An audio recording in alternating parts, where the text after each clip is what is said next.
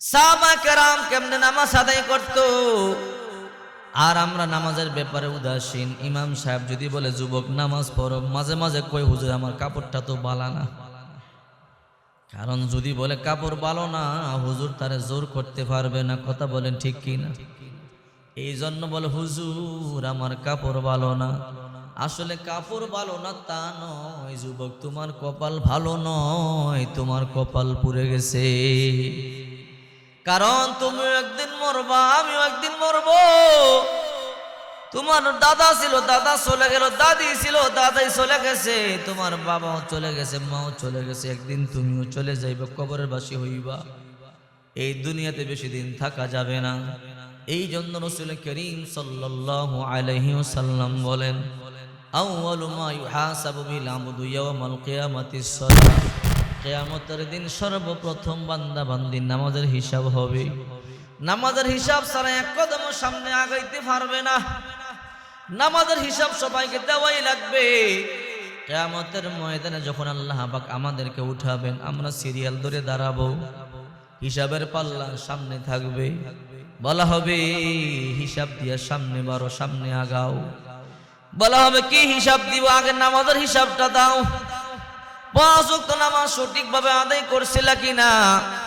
সঠিকভাবে যদি 5 ওয়াক্ত নামাজ আদায় করে থাকেন, আপনার কপাল ভালো, আপনার সব হিসাব নিকাশ সহজ হয়ে যাবে। আর সঠিকভাবে নামাজ আদায় না করলে কপাল খারাপ, সব জায়গার মধ্যে ধরা পড়ে যাবেন। আহারে কিয়ামতের ময়দানে অনেক 5 ওয়াক্ত নামাজই দেখবে, তার নামাজের খাতা শূন্য। আল্লাহ তাআলার কাছে বলবে, আল্লাহ 5 ওয়াক্ত নামাজ পড়েছি কিন্তু হিসাবের খাতা শূন্য, কারণটা কি আমারে বলেন? আল্লাহ তাআলা বলবে, রে নামাজি, দুনিয়াতে ঠিক মতো নামাজ আদায় করো নাই। দুনিয়াতে আমি যেমনে বলছি, আমার নবী যেমনে বলছে ওই রকম নামাজ আদায় করো নাই, নামাজ হয় নাই। সুদ খাইছো, ঘুষ খাইছো, আছে না নাই?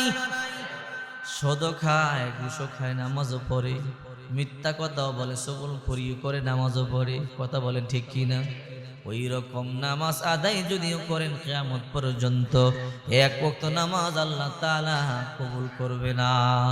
মিথ্যা কথা বলে, 2 নাম্বারি মাল বিক্রি করে, মাপে কম দেয়, আছে না নাই?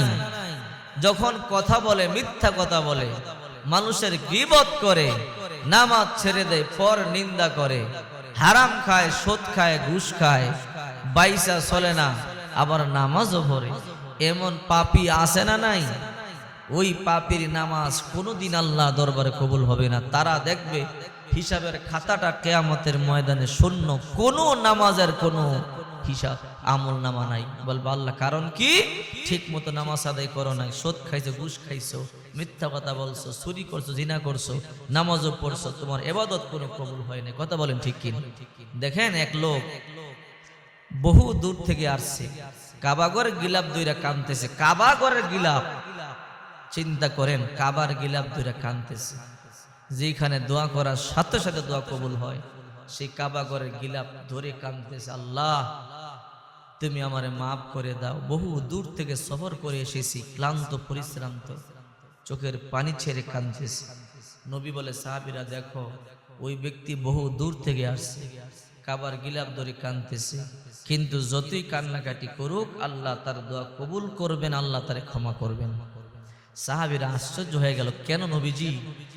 বলে এই লোকটা পানি যে খায়, পানিটাও হারাম। এই লোকটা যে কাপড় পরিধান করেছে, কাপড়টা হারাম। এই লোকটার রক্ত গোশত হারাম, সে হারামের সাথে সম্পর্ক আছে, সুদের সাথে সম্পর্ক আছে। অতএব এই লোক কিয়ামত পর্যন্ত যদি কাবা ঘরে গিলাপ ধরে কাঁদে, আল্লাহ পাক রব্বুল আলামিন তাকে মাফ করবে।